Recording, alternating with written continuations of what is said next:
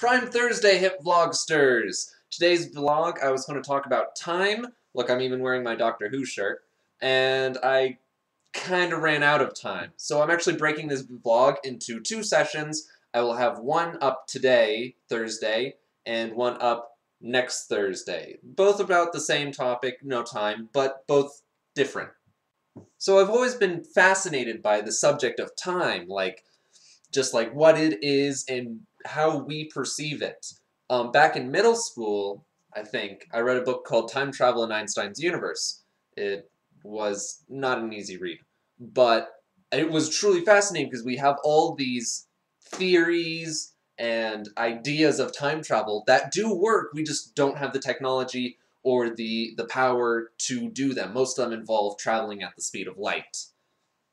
So today's vlog and probably next week's vlog, I'm going to be talking about time and just some things that I've learned about theories that I've learned about time and time travel and just how we perceive it and everything, and just kind of like talk about it because I find it fascinating and I hope some of you do too.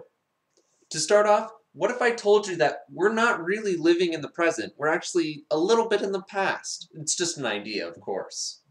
What if there was a slight delay between what actually happens and how your brain perceives it? Kind of like a radio broadcasting station that broadcasts 5 seconds behind what they're actually talking about, and that way, if anyone swears on the broadcast, they have enough time to bleep it out before it gets out to the public. What if your brain is doing the same thing, but in real life? Now, you're probably saying, Brian, that's crazy! But maybe it's not.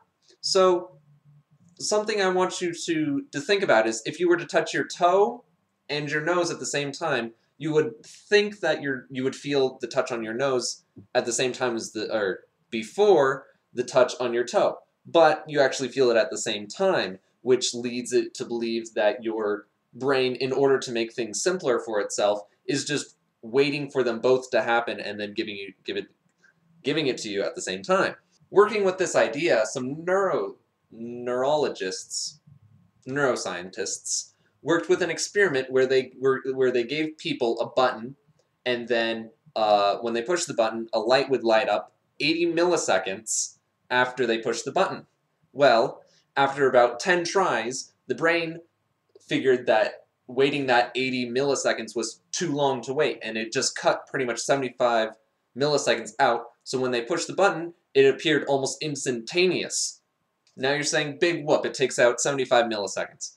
But after several of these tries, what they did was they removed the 80 millisecond delay, and what would happen is as soon as they pushed the button, the light would light up. But their brain wasn't accustomed to that, so what would actually happen, what was reported to have happened, is that they would see the light and then push the button.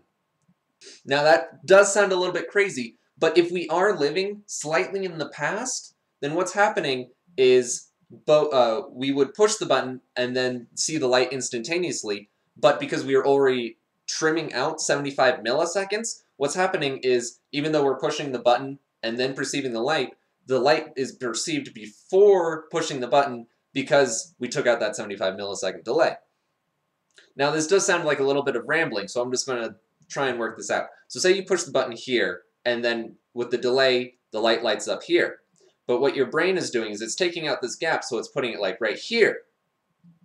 Now, what the scientists did was when it was here, they took that delay out and made it almost instantaneous. Now, your brain is still accustomed to removing that 75 millisecond, so it's actually putting it over here, so you would see the light and then push the button, or at least perceive it that way.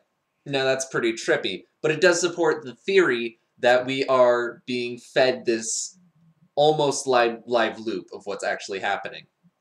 Okay, jumping to a slightly different topic. Another theory is that if you live higher in elevation, you age faster. Now, this is actually more based off of Einstein's laws of relativity and how gravity affects time and light. So, what I'm going to talk about this one is that in a recent experiment, some scientists took 2 atomic clocks. These are the most accurate clocks in the world that we've created so far. And what they did was they put them on a table and then raised one 33 centimeters. And then they found out that the one raised, they have exactly the same conditions, except one is slightly higher. The raised one was running slightly faster than the other one. And I mean like 80 billionths of a second every 79 years. This is called time dilation, and what it really means is that gravity affects both time and space. So the closer you live to the core of the Earth, you have more gravity affecting you, and therefore time is affecting you slower because of gravity. So if you live high up in the mountains, you age a little bit faster because you aren't being affected by gravity as much, and therefore you're not being affected by time as much. Now take into account that this is a very, very, very, very, very small amount of difference between the two, even with huge amounts of gravity displacement. Okay, not huge amounts. I'm sorry, that was incorrect. But it's insignificant, really. But what's weird is that that's not the only way gravity distorts time. And then the last thing I really want to talk about on today's video, whereas next week will be a couple other things. The last thing I want to talk about on this video is that how you can actually slow down time by speeding up. Now, we already knew, thanks to Einstein, that the faster you move, the slower time travels, and whereas if you're traveling at the speed of light, time is practically stopped. But you don't need to be traveling the speed of light to slow down time.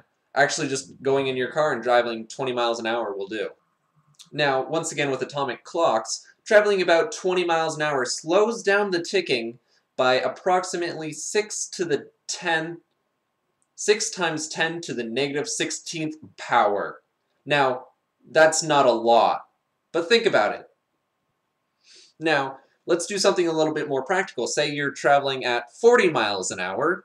I need my phone for this one. You would slow down time by 0.0000000000000002% slower. And then the last thing I just kind of want to throw in here, which I'll talk more about next week, is that time doesn't run the same for everyone. Just as I said, like, the atomic clock would run ridiculously small amount slower than the other one, but that's if the other one is the normal one. If the slower one's the normal one, then the other clock is running a ridiculously small amount faster. So you really have to take into account how we perceive time. And I'm going to get into that more next week. So I'm going to call it quits right there. I'm actually running low on time myself.